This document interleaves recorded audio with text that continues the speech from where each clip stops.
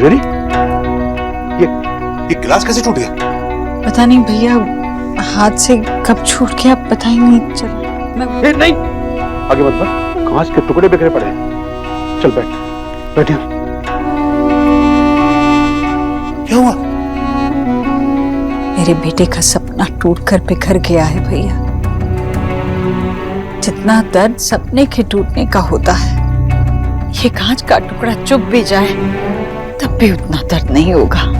मेरे वजह से आप इतने हर्ट हुए, इतनी बेइज्जती सहनी पड़ी आपको। मुझसे गलती हो गई बहुत। I'm really sorry।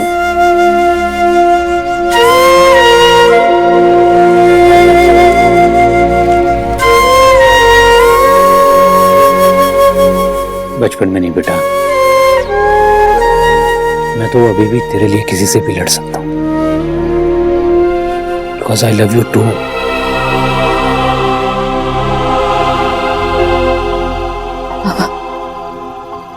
मैं कैसे भी रह सकती हूँ, किसी भी हालत में कुछ भी सह सकती हूँ, लेकिन आप मुझसे बात ना करेंगी, मैं नहीं सह सकती।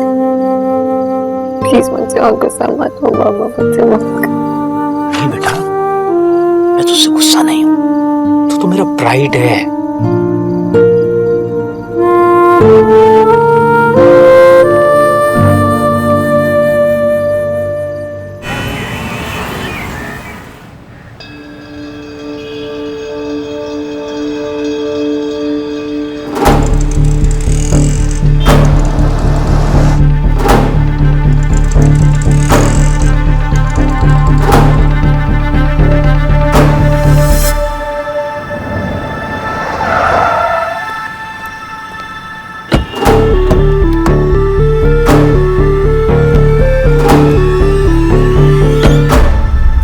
ये सुबह से नेट नहीं चल रहा है, लगता है सारी ऑर्डर की डिलीवरी मुझे करने जाना पड़ेगा।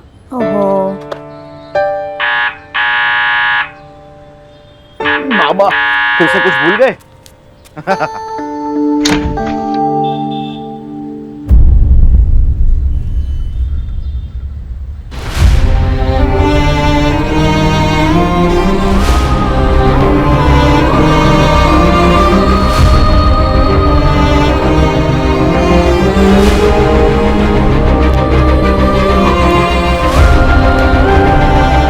आशा जी, पहले मेरी बात तो सुन लीजिए और फिर जाने के लिए कह दीजिए।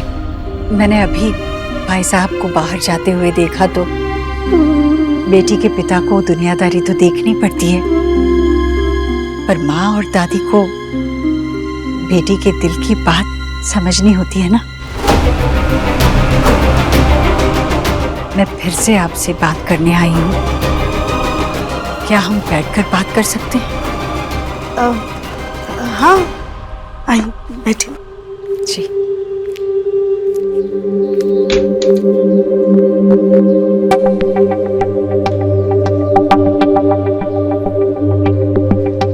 सुना, जरा चाय नाश्ता कुछ ले आना। नहीं, मैंने आज निर्जल व्रत रखा है। मैं सिर्फ आपसे बात करने आई। शोरो बेलीना, सुना, अंदर चलो।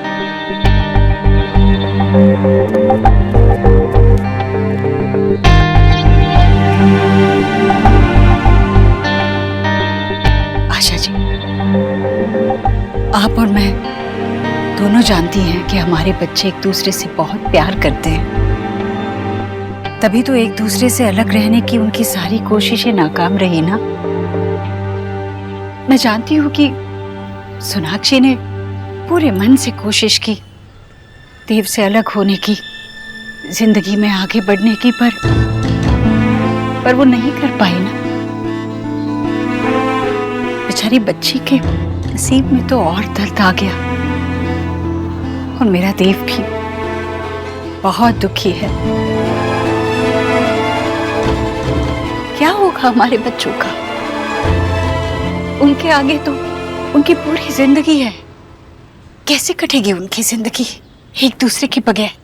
और क्यों कटे? अगर आप मान गई तो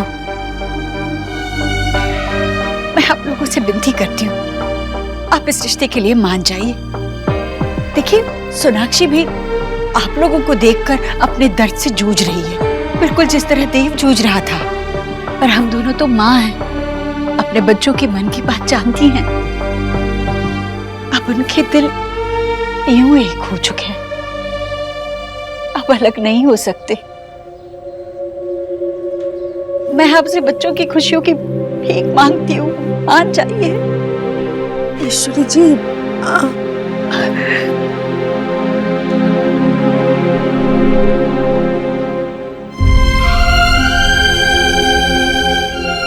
कौन माँ अपने बच्चों की आंखों में आंसू देखना पसंद करती है? मुझे पता है, जो आंसू मेरे देव की आंखों से बहे हैं, वो सोनाक्षी की आंखों से भी उतरते होंगे। अब हम दोनों के बच्चों की जिंदगी आपके हाथों में है। आप इस रिश्ते के लिए मान जाइए, बस सब ठीक हो जाएगा। माँ जी, आप कुछ कहिए ना इनसे। हाँ बोलो बेटा। देखिए ईश्वरी जी, मैं हाँ नहीं कर सकती, मेरे हाथ में नहीं है। लेकिन आप चिंता मत कीजिए, मैं बिजॉय से जरूर बात करूंगी और शोना से भी।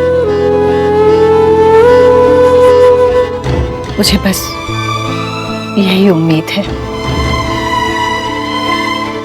आप बात जरूर कर लीजिए।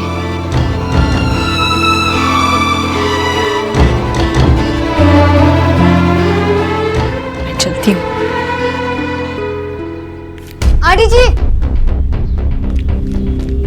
आंटी जी, आप बैठिए, बैठिए, आप 2 मिनट के लिए बैठिए।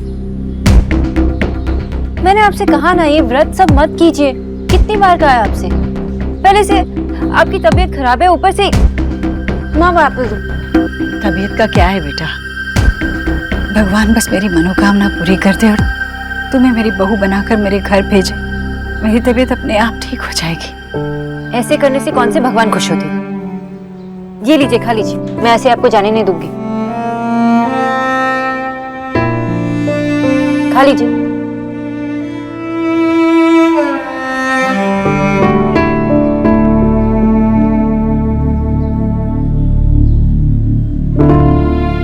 देखा आपने, रिश्ता तो अब भी है, थोड़ी सी दूरियां आ गई थी बस। मेरी इतनी चिंता है तुम्हें, तो मेरी बहू बनकर मेरे घर आकर भी तो मेरा ख्याल रख सकती हो ना। मेरा बेटा और मैं दोनों यही चाहते हैं।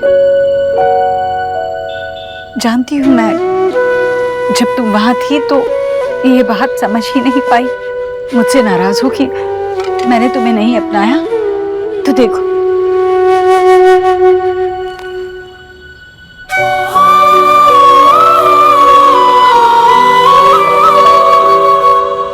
मैं तुमसे अपने बच्चे की खुशियां मांग रही हूँ। मुझे मेरी बच्चे की खुशियां दे दो।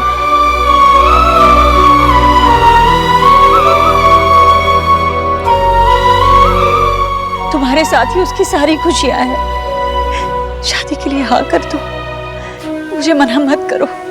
देखो, एक माँ आंचल फैलाकर तुझसे भीख मांग रही है, मुझे खाली हाथ मत जाने दो। प्लीज ऐसा मत कीजिए, मुझे पता भी नहीं है कि मेरे पास कुछ है भी या नहीं देने के लिए। है, तुम्हारे पास ही तो सब कुछ है सोनाक्षी। बस बेटा अपना नजरिया बदल कर देखो, तुम पाओगी कि देव और तुम अब भी वही हो जहां पहले थे। कुछ नहीं बदला है सोनाक्षी, कुछ नहीं। तुम नहीं जानती कि तुम्हारे एक हाँ कहने से कितने सारे जीवन संवर जाएंगे।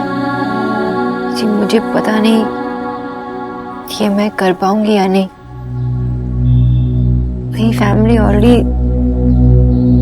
हर्ट हो चुकी है, इतना कुछ उन्होंने सहा है। जानती हूँ, पर बस एक बार तुम सोच कर देखो। ईश्वरी जी, पिछले कुछ महीनों से शोना के लिए सब कुछ बहुत मुश्किल था। बहुत कुछ देखा उसने, उस पर इतना दबाव नहीं दे सकते हैं हम। और हमारे लिए भी किसी भी नतीजे पे पहुंचना अभी इस वक्त आसान नहीं है। विजय भी बहुत डिस्टर्ब है, कुछ भी सोचना समझना उनके बस में नहीं है। मुझे नहीं लगता वो इस रिश्ते के लिए कभी भी हाँ करेंगे।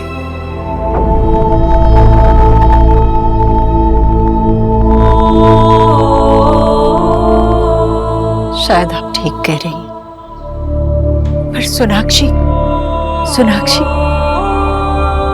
देखो बेटा, मैं तुम पर दबाव नहीं डालना चाहती हूँ, पर बस एक सलाह देना चाहूंगी। अगर तुम्हें ठीक लगे तो मान लेना। तुम जो भी फैसला करोगी अपने जीवन को सामने रख कर करना। जीवन बड़ा लंबा है और सही जीवन साथी हो तो ये लंबा और कठिन सफर आसान हो सकता है। मुझे नहीं पता कितने लोगों को जिंदगी में प्यार मिलता है, पर मुझे पता है कि तुम्हें वो प्यार मिला था और अभी वही प्यार पाने का एक मौका है तुम्हारे पास। ये मौका गंवाना नहीं, बस एक बार सोचना जरूर।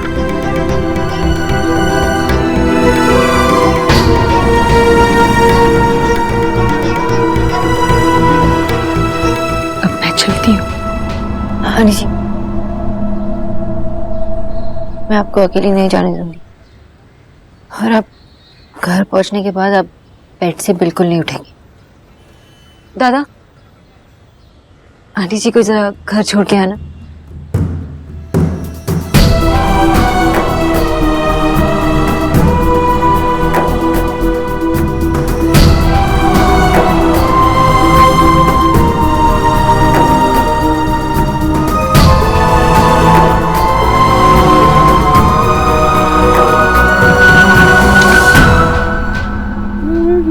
ईश्वरी की कोई खबर मिली क्या? वो देखिए ना, जीजी फोन लेकर भी नहीं गई हैं। विकी कहाँ है? उसने जाके देखा उसे मंदिर में? मंदिर? वाह, वो मंदिर में भी नहीं है, पता नहीं कहाँ चली गई। ऐसे कैसे नहीं है? तूने ठीक से देखा नहीं होगा, मैं खुद ही जाकर। हाँ हाँ, अरे वैसे भी मेरे बच्चे की नजर तो कमजोर हो गई है ना, ठीक से दिखाई नहीं दिया होगा, तो आप ही ढूंढ लीजिए। वैसे भी आपको ना गरीब की बेटी को ताना मारने का मौका चाहिए, और साथ में गरीब की बेटी के बेटे को भी। बड़े आए, मेरी समझ में ये नहीं आ रहा है जीजी क्यों गई उनके सामने बार बार हाथ फैलाने। क्या हीरे लगे उस लड़की में? डॉक्टर नहीं है वो भी नाम की। भाभी,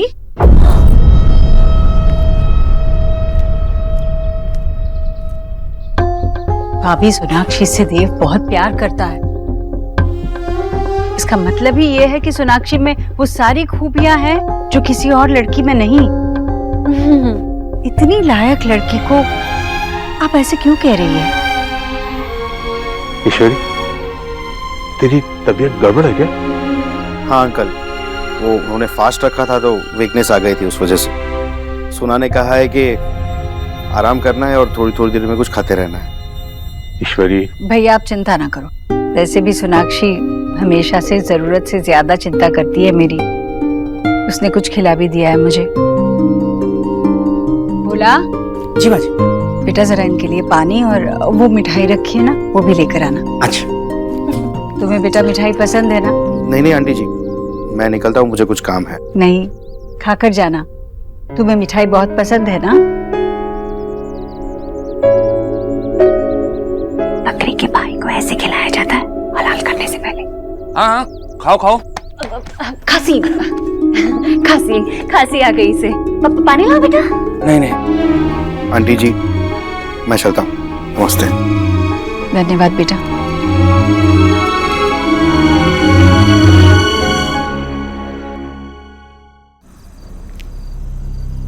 देखो, एक माँ आंचल फैलाकर तुझसे भीख मांग रही है, मुझे मेरी बच्चे की खुशियां दे दो। अब उनके दिल यूं एक हो चुके हैं, अब अलग नहीं हो सकते।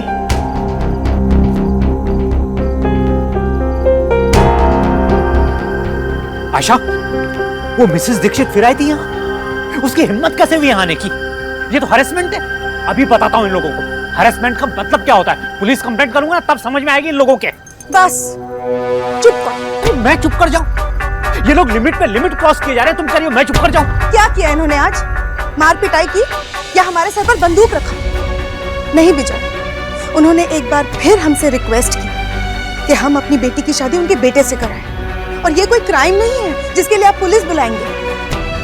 पहले जो हुआ गलत हुआ, बुरा हुआ, लेकिन अगर हमने शोना के आज को ठीक नहीं किया ना, तो हम अपनी बेटी की खुशियां हमेशा हमेशा के लिए खो देंगे। आशा, मैं इन बातों से विजय, तुमने देखा नहीं उसने देव को भुलाने की कितनी कोशिश की, पर क्या हुआ?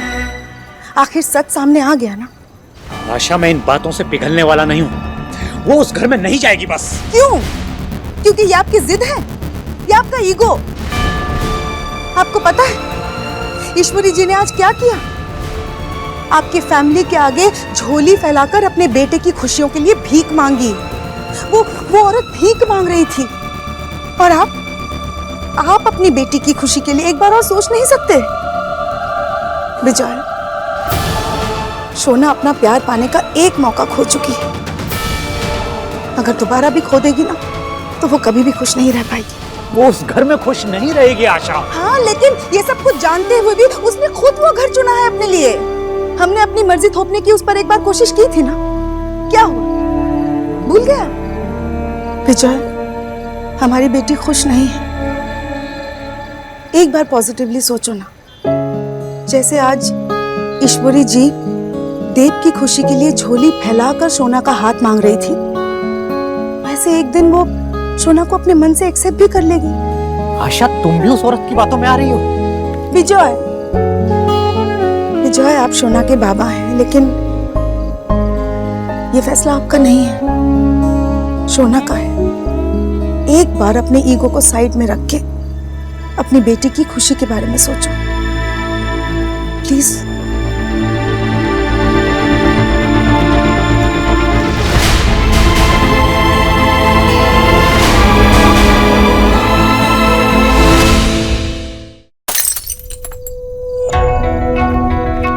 ईश्वरी, ये गिलास कैसे टूट गया?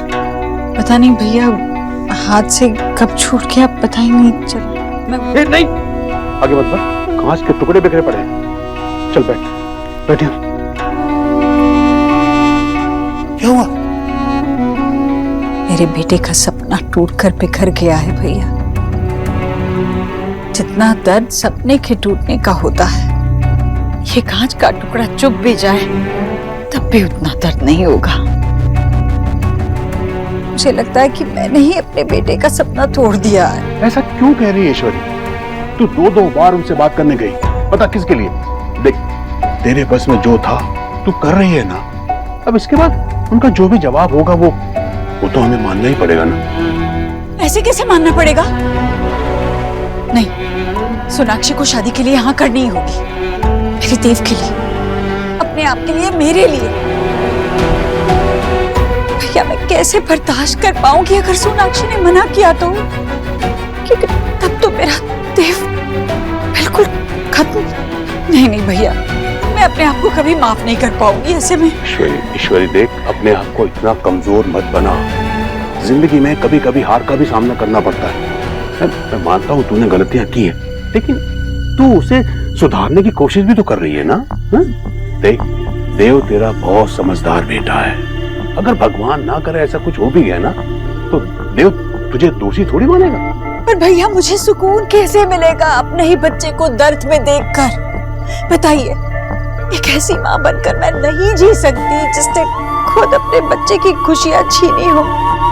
देव ने कितना कुछ किया है मेरे लिए, हम सब के लिए, और अब जाकर जो वो चाहता है वो उसे नहीं मिला तो मैं मर जाऊंगी। ईश्वरी, हाँ भैया, सोनाक्षी ने दोबारा मना किया, तब मैं तीसरी बार जाऊंगी, मैं चौथी बार जाऊंगी, पर मैं उसके बाबा के सामने झोली फैला कर भीख मांगूंगी। भैया, जो करना पड़े मैं वो करूंगी, पर इस बार मैं अपने देव की जिंदगी से दर्द को हमेशा के लिए बाहर निकाल कर फेंक दूंगी। ठीक है, शांत हो।